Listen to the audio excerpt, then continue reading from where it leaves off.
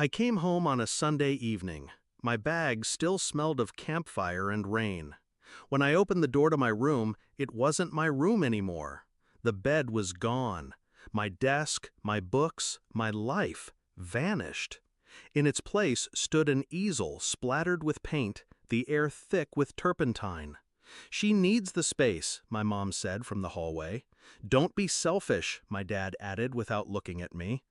I didn't argue. I just set my keys on the table, nodded once, and walked out. They thought that was the end of it. It's strange, the way betrayal burns differently when it comes from blood. I could have forgiven a thief. I could have forgiven a stranger. But this was my family telling me I didn't matter. I used to believe in them, used to think loyalty was a given. I was the one who stayed quiet during their fights, who covered for my sister when she failed a class, who handed over my allowance to help with emergencies. They liked me best when I was invisible.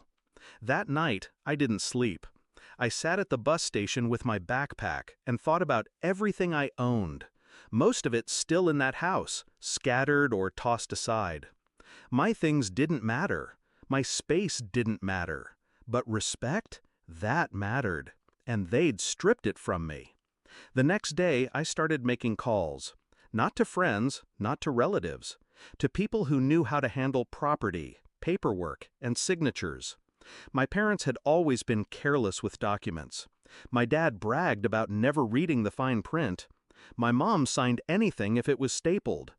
They'd forgotten that when Grandma died, she left the old lake house in my name. They thought of it as their vacation spot. It wasn't. I had the deed. I had the right to sell it. So I did. The buyer was fast, cash in hand, no questions asked.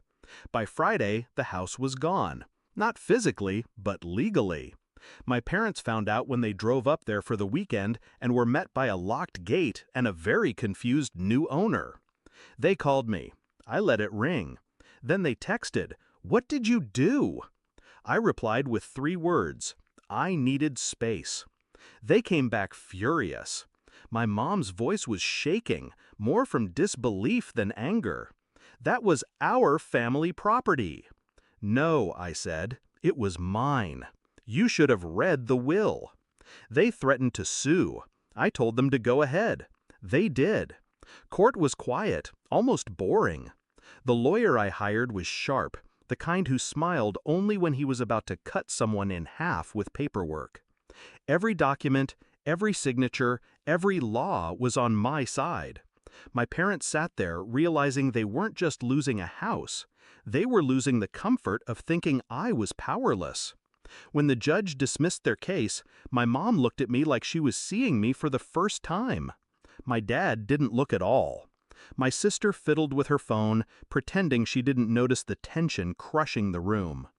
I stood, gathered my papers, and said, "You're right. I shouldn't be selfish. So I'm giving you space. All the space you want." And I walked away. I never went back to their house. They kept calling for a while, then they stopped. People ask if I miss them. I tell them I don't miss people who teach me I'm disposable. I don't miss 4 walls that can vanish without warning. The lake house paid for my own place, my own bed, my own keys. And the best part? They can't take that away. Because now they know I may be quiet, I may be patient, but I am never powerless.